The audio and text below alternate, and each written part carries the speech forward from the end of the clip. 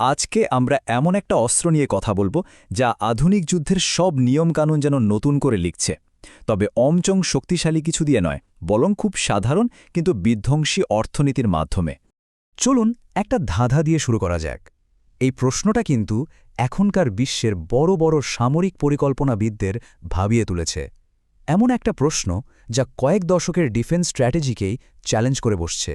এই যে খরচের একটা আকাশ-পাতাল পার্থক্য, এটাই কিন্তু আমাদের আজকের আলোচনার একেবারে কেন্দ্রে।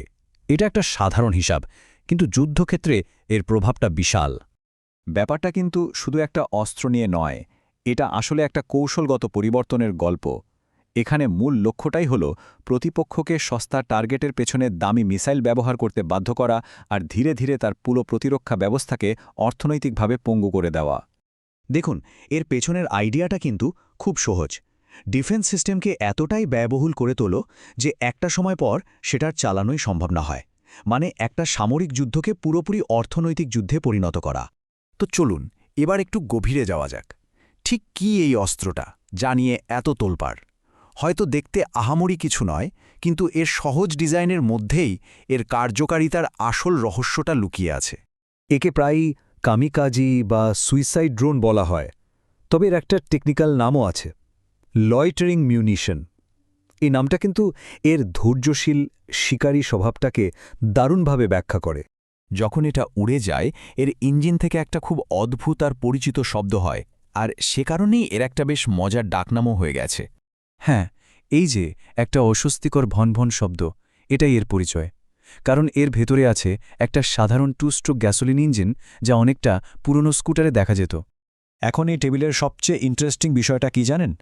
এ তো সাধারণ কম দামি একটা ইঞ্জিনের সাথে এর বিশাল রেঞ্জ আর ওয়ারেডের কম্বিনেশনটা, এটাই একে ভয়ঙ্কর করে তুলেছে।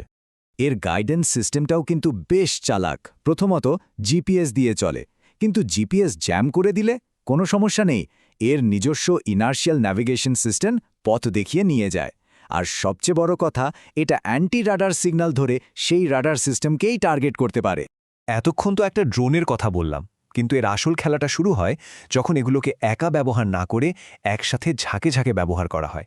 এর কৌশলটা লুকিয়ে থাকা নয়, বরং সংখ্যা দিয়ে আকাশ ছেয়ে ফেলা।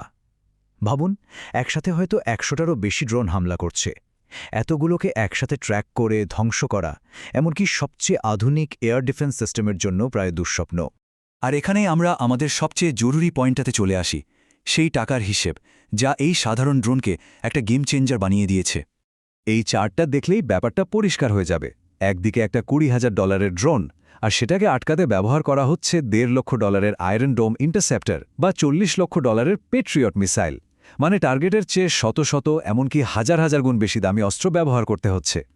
এবার ভাবুন, যদি ৫০টা ড্রোনের একটা ঝাঁক আসে, তাহলে সেটাকে আটকাতে খরচটা কোথায় গিয়ে দাঁড়ায়? কয়েক মিলিয়ন থেকে শুরু করে কয়েকশো মিলিয়ন ডলার পর্যন্ত। এতে শুধু টাকা নয়, দামি মিসাইলের স্টকও ফুরিয়ে আসে। সুতরাং আসল সমস্যাটা হলো, এটা একটা অসম দৌড়।